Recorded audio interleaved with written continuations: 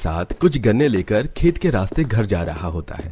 वहीं अमीर सीमा अपने बेटे और पति के साथ गांव आ रही होती है, जहां रास्ते में उनकी गाड़ी खराब हो जाती है और वो सब गाड़ी के बाहर खड़े होते हैं और राजी और उसका परिवार गाड़ी के पास से गुजरता है और अमीर नोटिस करते हुए जाते हैं।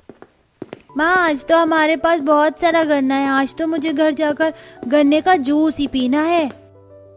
माँ, हमारी गाड़ी कब तक ठीक होगी? मुझे बहुत प्यास लग रही है और गर्मी भी, और उनके हाथों में गन्ना देख मेरा भी अब गन्ने का जूस पीने का दिल कर रहा है।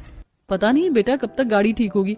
इस गाड़ी को भी इस गन्ने के खेत के पास खराब होना था। सारी गलती तुम्हारे पापा की है, जो माँ बाप के एक बार कहने पर हमें शहर से गाँव लेकर आ गए। अब 2 महीने यहीं रहना होगा। तुम्हें बहुत प्यास लग रही है ना? रुको, मैं अपने साथ एक कार्टन गन्ने का जूस लेकर आई हूँ। मैं तुम्हें पैकेट वाला गन्ने का जूस दे देती हूँ। इतना बोलकर सीमा अपने बेटे को गाड़ी से एक छोटे से पैकेट में गन्ने का जूस निकालकर पीने को देती है और गोलू उसे पीता है। तो वहीं घर जाकर राजू अपने परिवार से गन्ने का जूस की जिद करता है। माँ, पापा, आप लोगों ने कहा था कि घर आकर आप गन्ने का जूस दोगे। मुझे ये गन्ना खाना नहीं, गन्ने का जूस पीना है। दीपक जी, आप ही बताएं ना राजू को कि हमारे पास गन्ने का रस निकालने के लिए मशीन नहीं है। मैं जूस कैसे पिलाऊं इसे? बेटा, ऐसे परेशान नहीं करते। हमारे पास मशीन नहीं है जो हम गन्ने का जूस निकाल सके।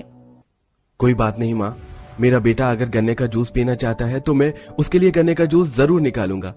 वैसे भी हमारी इस बार गन्ने की फसल बहुत अच्छी हुई है और गन्ने की जब कमी नहीं तो मैं अपने बेटे को जूस पिलाने से कैसे पीछे हट सकता हूँ। इतना बोलकर दीपक एक गन्ना लेता है और उसके छिलका निकालकर उसके छोटे छोटे टुकड़े करके इमाम दस्त में रखकर अच्छे से कूटता है और छलनी से छानकर उसका रस निकाल लेता है। ये लो बेटा, आराम से पियो। ये जूस तो बहुत टेस्टी लग रहा है। मैं तो बाहर जा रहा हूँ। गन्ने का जूस पीकर राजू को बहुत अच्छा लगता है और वो बाहर खेलने के लिए चला जाता है। कुछ देर में सीमा भी अपने परिवार के साथ घर आती है, जहां घर के बाहर ही गोलू ढेर सारा गन्ना देखकर अपनी माँ से कहता है, माँ देखो यहाँ कितने सारे गन्ने हैं। दादी, क्या मैं एक गन्ना ले लूं? हाँ बेटा, एक क्यों, तुम 2 गन्ना ले लो। मैं अभी तुम्हारी बुआ से कहती हूँ, तुम्हारे लिए गन्ना छील देगी। अरे नहीं माँ जी, आप तो जानती हैं ये कितना अनहाइजीनिक है। शहर में ऐसे गन्ने तो हम लोग छूते भी नहीं है। अगर मेरा बेटा ऐसे गन्ने खाएगा तो बीमार पड़ जाएगा। राजू, मैं तुम्हारे लिए शहर से गन्ने का जूस लेकर आई हूँ ना, पैकेट वाला। तुम्हारा जब भी गन्ना खाने का या जूस पीने का दिल करे तुम वही जूस पीना। अरे अगर बहू बोल रही है तो वो सही कह रही होगी। अब घर में चलो, तुम लोग थक गए होगे।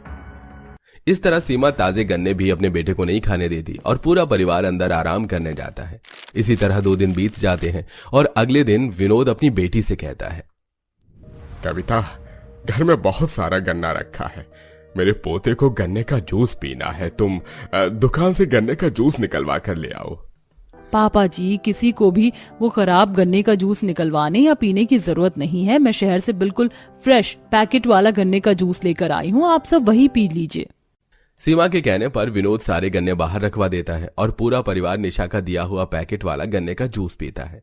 हालांकि उन लोगों को पैकेट वाला गन्ने का जूस पसंद नहीं आता, पर क्योंकि निशा उस गन्ने के जूस की काफी तारीफ कर रही होती है, इसलिए वे लोग भी कुछ नहीं बोलते। और एक दिन गोलू घर के बाहर खेलने के लिए जाता है और राजू एक बार फिर अपने घर वालों से गन्ने का जूस बनवा रहा होता है। तुम नहीं मानने वाले, बहुत शैतान हो गए हो। ये लो, निकाल दिया मैंने तुम्हारे लिए गन्ने का जूस। काजल, आज तुम भी थोड़ा जूस पी लो, मैंने तुम्हारे लिए भी निकाला है। माँ, मैं ये जूस बाहर जाकर पीऊंगा।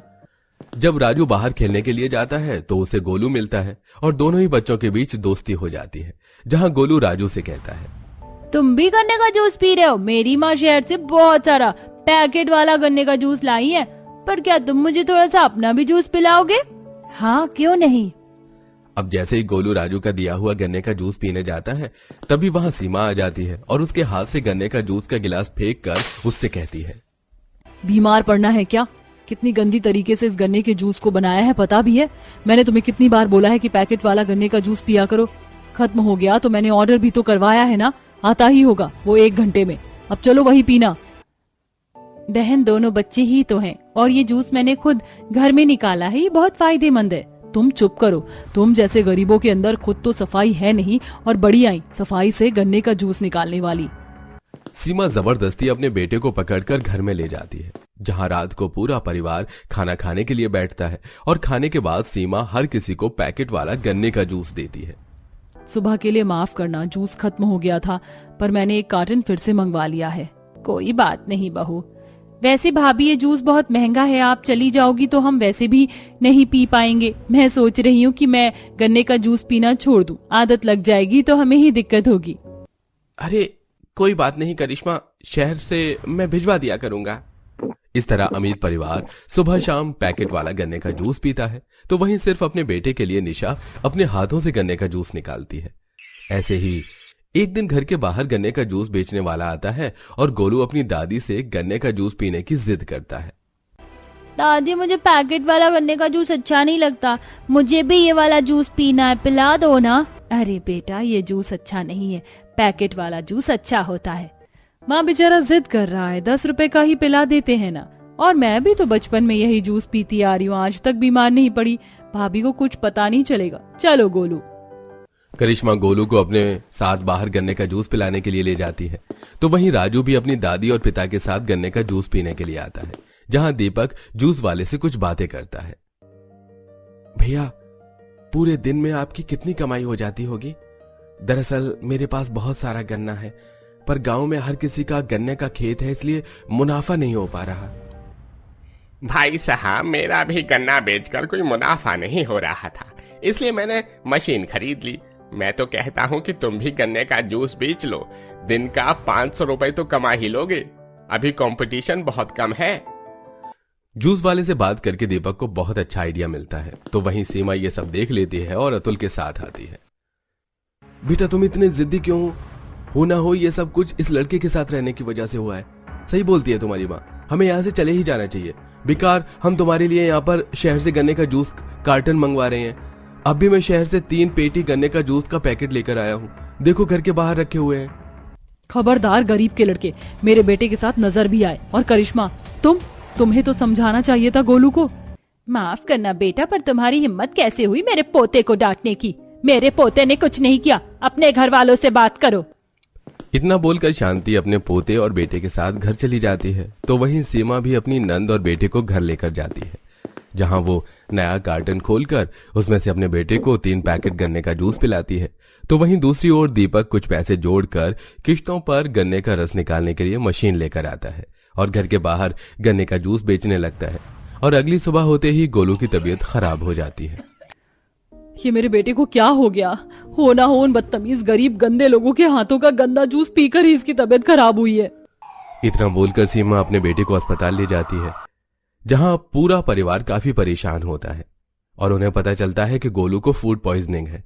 जिसके बाद अस्पताल में एडमिट गोलू को सीमा पैकेट वाला गन्ने का जूस पिलाते हुए कहती है, देख रहे हो अतुल, मैं ना कहती थी यहाँ पर साफ सफाई का बिल्कुल ख्याल नहीं रखा जाता। इसने सिर्फ 10 रुपए का वो गंदा जूस पिया और उसकी तबीयत खराब हो गई। ये आप क्या कर रही हैं? बिना मेरी परमिशन के बच्चे को आप कुछ भी कैसे पिला सकती हैं? और ये पैकेट वाला गन्ने का जूस, एक बार इस पर एक्सपायरी डेट तो देख लेती। और आप जिस कंपनी का बच्चों को जूस पिला रही हैं, जानती भी हैं इस पर केस चल रहा है, कितनी मिलावट होती है इसमें। अच्छा है कि आप इसे फ्रेश जूस पिलाइए। इतने पैसे वाले हैं पर बच्चों को 10 रुपए का फ्रेश जूस नहीं पिला सकते। ये पैकेट वाले गन्ने के जूस पीने की वजह से इसकी तबीयत खराब हुई है। डॉक्टर की बात सुनकर सीमा को अपनी गलती का एहसास होता है। वो आगे कुछ बोल पाती कि तभी आशा भी बेहोश हो जाती है और सीमा को पता चलता है कि ज्यादा पैकेट वाला जूस पीने की वजह से उसकी सांस का शुगर लेवल बढ़ गया है, जिसके बाद उसे बहुत पछतावा होता है। और 1 हफ्ते बाद जब आशा और गोलू ठीक होते हैं तो सीमा खुद अपने बेटे और नंद के साथ दीपक की दुकान पर जाती है। भैया, उस दिन के लिए मुझे माफ कर दो। मुझे समझ आ गया है कि इसमें आप लोगों की कोई गलती नहीं। मेरे बच्चे की तबीयत खराब मेरी वजह से हुई है, इसीलिए आज मैं अपने पूरे परिवार के साथ आपके हाथों का गन्ने का जूस पीने आई हूँ। हाँ भाई साहब, और हमने वो घटिया पैकेट वाला जूस भी फेंक दिया है। सुनिए जी, पुरानी बातें भूल जाइए, ये हमारे ग्राहक हैं। वैसे भी देर आए दुरुस्त आए। अब सीमा अपने बेटे को ताजा गन्ने का जूस पिलाती है और सब परिवार को पिलाती है और अब पैकेट वाले जूस को ना पीने की